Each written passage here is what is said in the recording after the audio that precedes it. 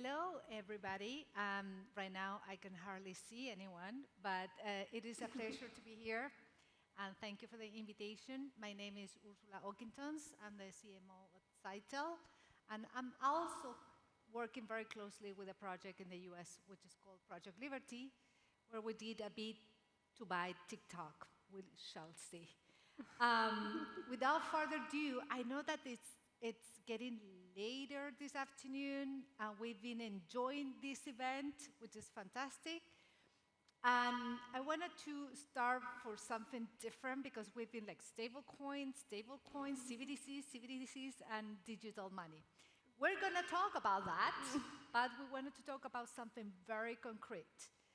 8 years ago, when I came here to Buenos Aires, and I was attending an event at the NGO Bitcoin Argentina, I used to go to the cueva to exchange money, and it was very weird to see that you will have to carry a lot of cash. That's the way that you had to survive around this city. It was very difficult for me to understand the dollar blue, the dollar official. It was like you have to be Argentinian in order to understand the local economy. But I went to the street, Florida. I don't know if you have ever been there. People exchange money on the streets, and that was the first time that I was buying Bitcoin on the street. I went back to Madrid, and I was telling my friends, yes, I bought a Bitcoin on the street in Buenos Aires. And people couldn't believe that.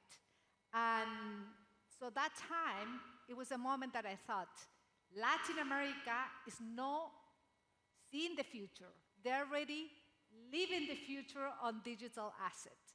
So we're going to talk about all of this in this panel with the fantastic panelists that I will give you the mic to introduce yourself because you will do a lot of justice your own profiles.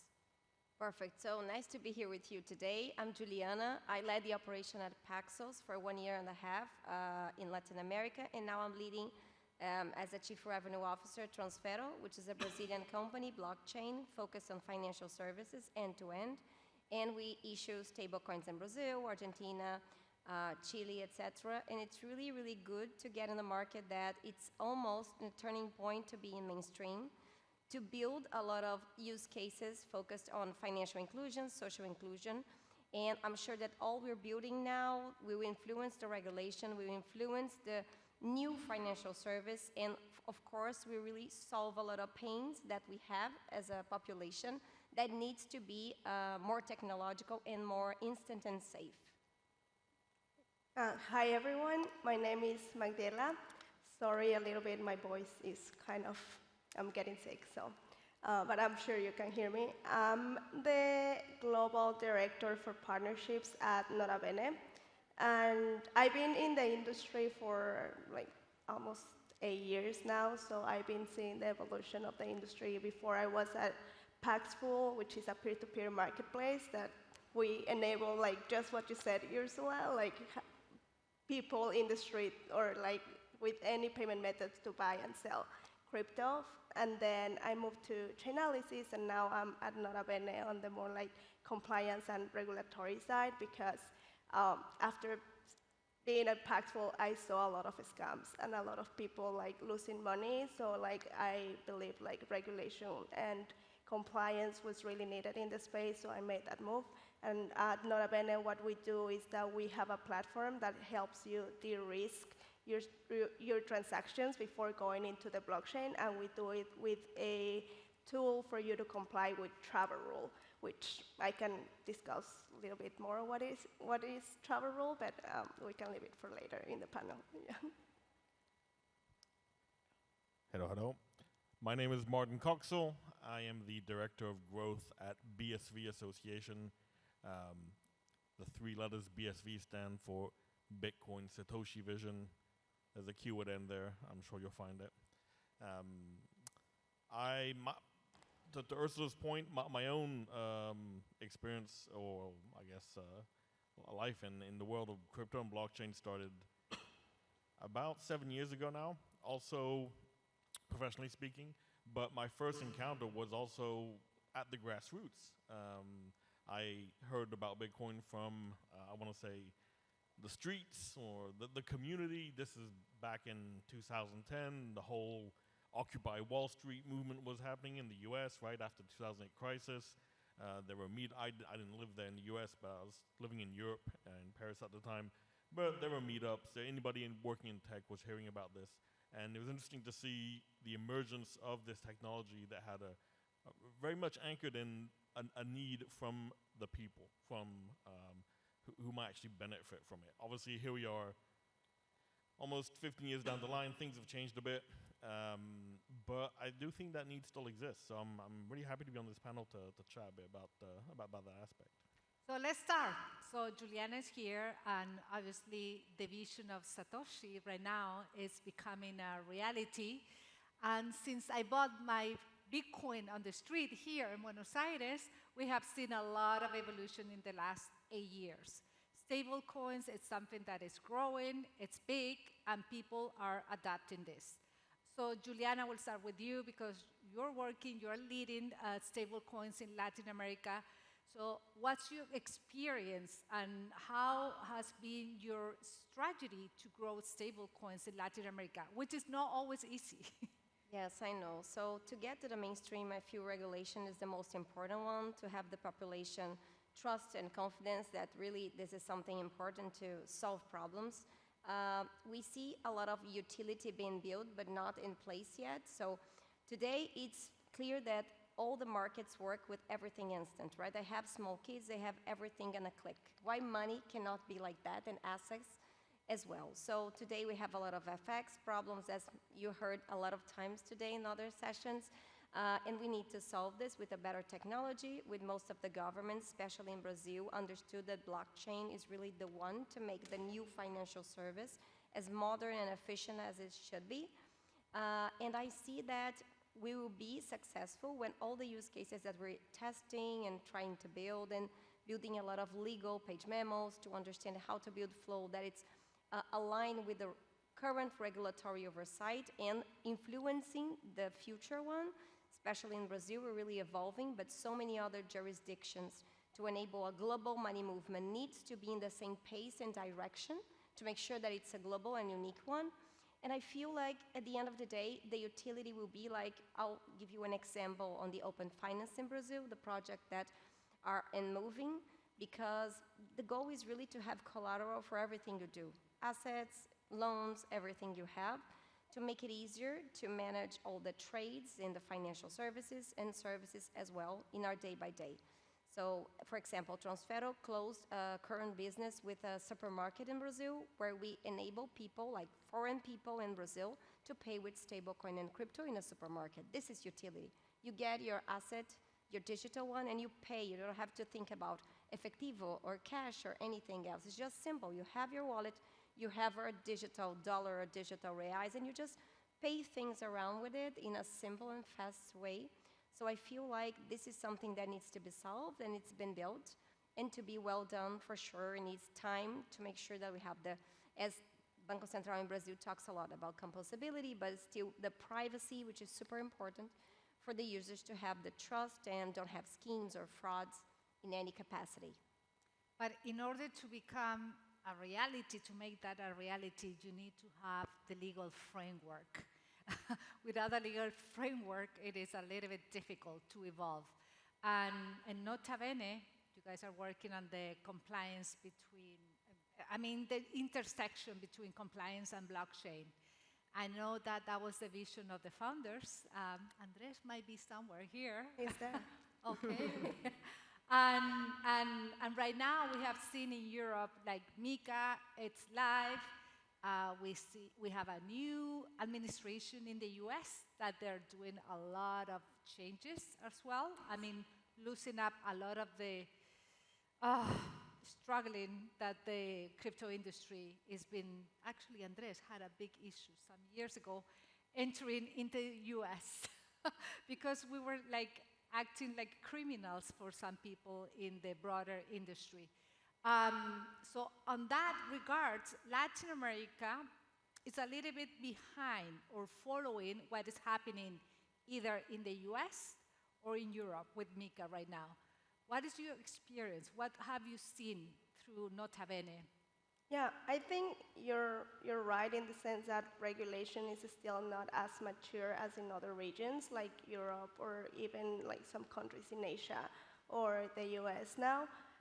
I do think that though Latin America is, as you said at the beginning, a step ahead in use case adoption. Like I think like right now the other geographies in developed countries, they're just like finding out like, oh, we can use crypto for payments and blockchain technology for payments, and we've been doing that all the time for Latin America because our financial system doesn't work well, right? So we needed an option to be not only protecting ourselves from inflation, but also sending money. And we have those use cases, but it's still like I think even though there's like this adoption now that the overall other geographies are like using stable coins to do cross payments, regulation is really important. We see, as you mentioned, in Europe we have MiCA and TFR that just was enforced by the end of the end of last year, and Latin America is a bit behind. Because we are still like kind of learning from other, okay, like how are we going to follow these other geographies? But we need to start regulating, and the industry needs to start like really thinking ahead and be like, okay, if I'm going to be building these solutions to solve these problems that we have in Latin America, I need to build products with the infrastructure that's needed to be safe and to be compliant. Otherwise, like it's not going to last, it's going to fail in the future. So, for example, with MiCA now and TFR, what MiCA is asking BASP or exchanges to do is to start complying with travel rule, which is what we specialize at Nota Bene, which is basically SWIFT for crypto, is exchanging the information of the people that's involved in the transaction along with the funds to make sure that there's no like any illicit activity happening, or that you also know the counterparty, which is really important for cross-border payments that everybody has been talking about during this day at the conference, right? You need to know who you are interacting with to de-risk that transaction in order to have like broader adoption. Like until we don't have as an industry a way to like globally kind of de-risk and mitigate transactions, then I don't think the adoption will happen. But then now with MiCA, you have to ask your counterparties to comply with travel rule. And Latin America is not really advanced in travel rule adoption. So there's like a risk there of like companies in Latin America being behind. Or like your counterparties in Europe will start asking you like, hey, where is the travel rule information? And if you don't send it to me, then I have to stop engaging with you, which is a risk for the industry. Like if we want to stay connected globally, you have to start thinking about complying with these global regulations. That is very interesting. So that means that right now, some companies in Latin America, they have to be compliant with MiCA, for example, in order to work and operate in Europe in that regards. So the pressure is not coming from the regulator only, which is what I hear a lot here, like, oh, I'm not going to comply until I have the regulator, like, forcing me to do it. It's now not only the regulator that will be forcing you to do it, it's your counterparties. And if you want to stay connected with your counterparties, and crypto is global, you will have to start to comply with it. Fascinating, because we have two different paths. The US is going to deregulation, and Europe is going to is regulating everything right now. So, and Latin America is in the middle. It's like this sandwich that is between both jurisdictions. We shall see. Anyway, and regulating Latin America is quite difficult, except for Brazil, which is a subcontinent inside of the continent.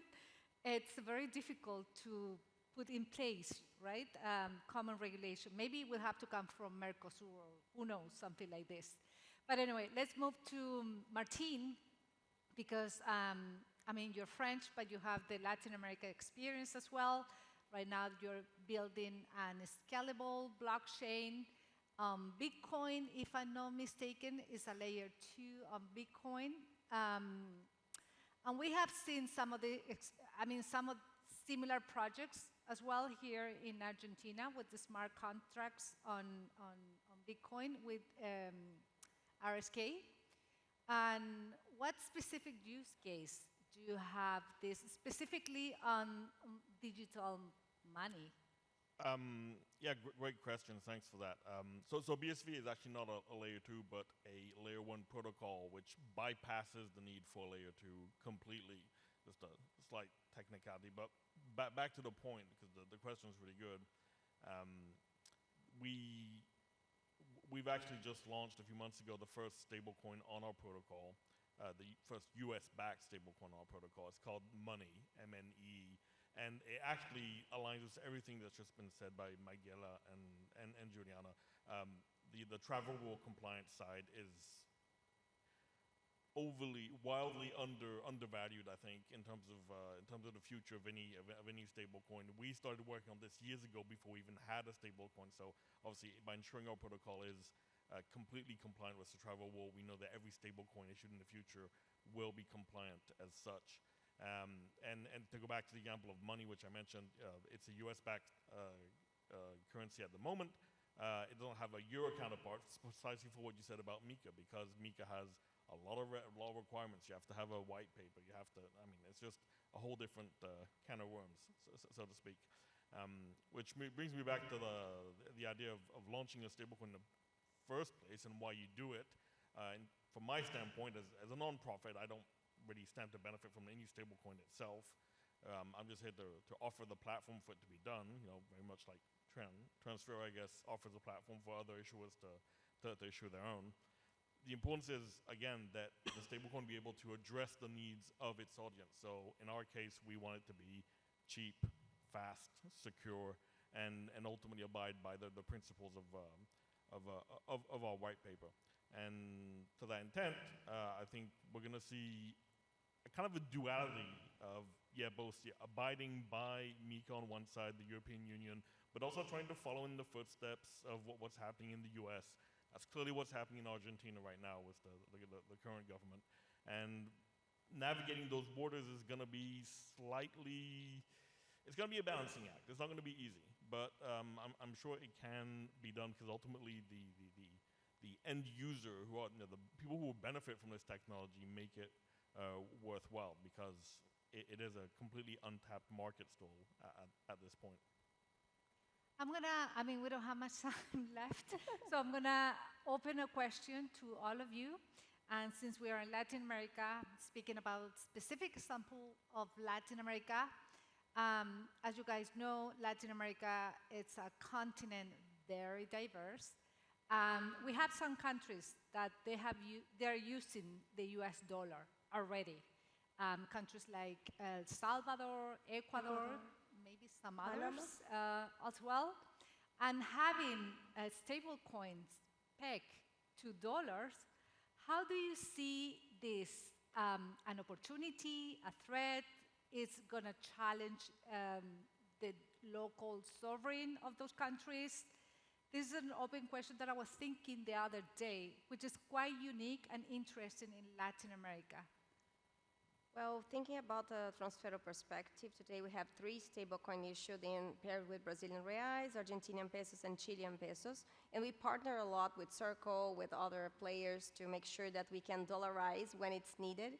But still, if we think about fiat, if we think about fiduciary money, dollar is the one that it's more present everywhere, and it's easier, like it's some intermediary money that anyone can swap.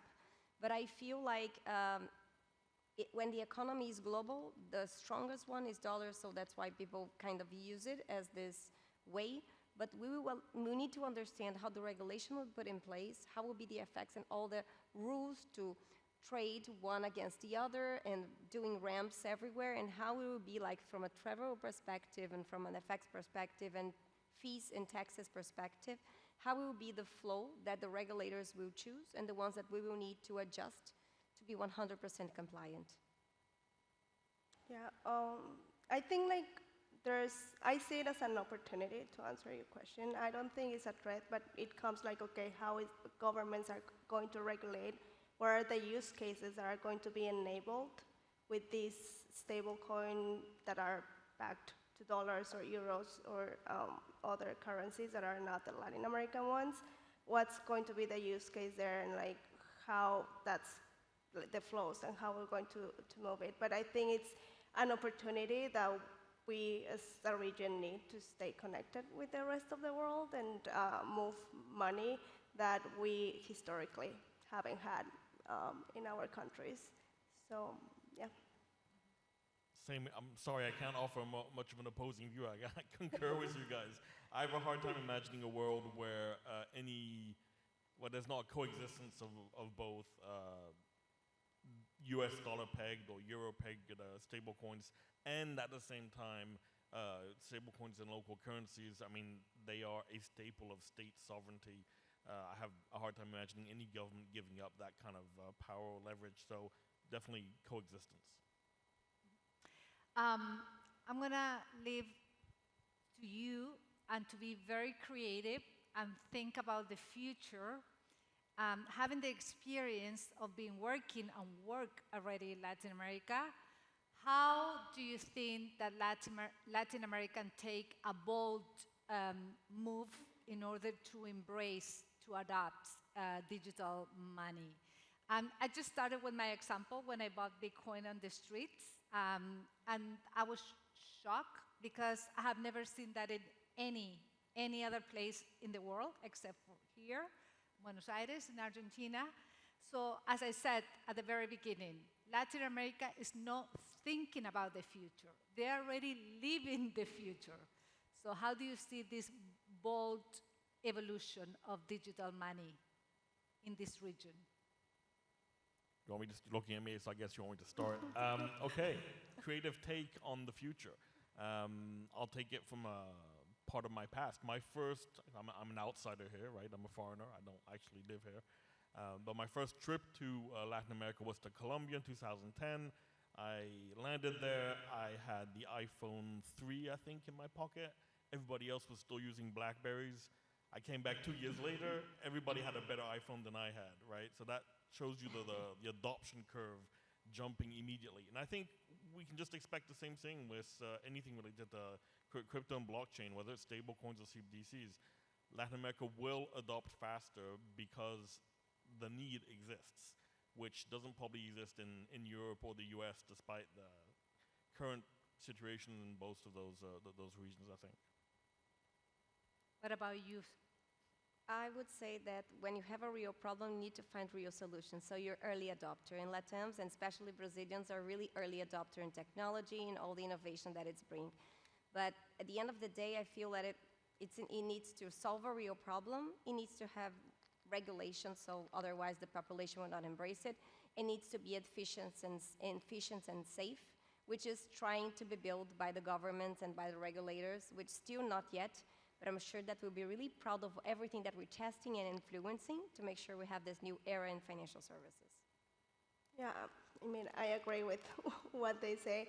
I think, again, like Latin America is leading the path on like real use cases for crypto that now other geographies are starting to realize.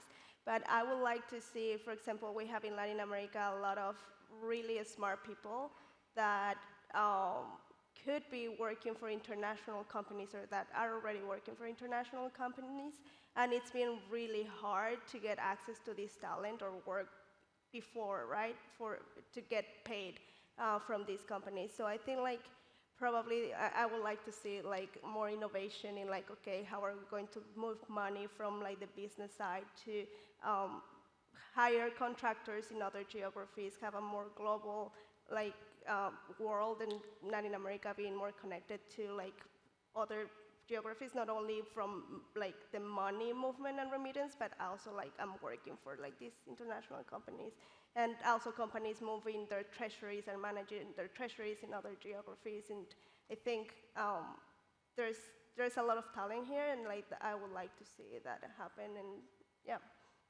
we're always looking for new opportunities in Latin America, so I'm sure we can lead the way in that sense too.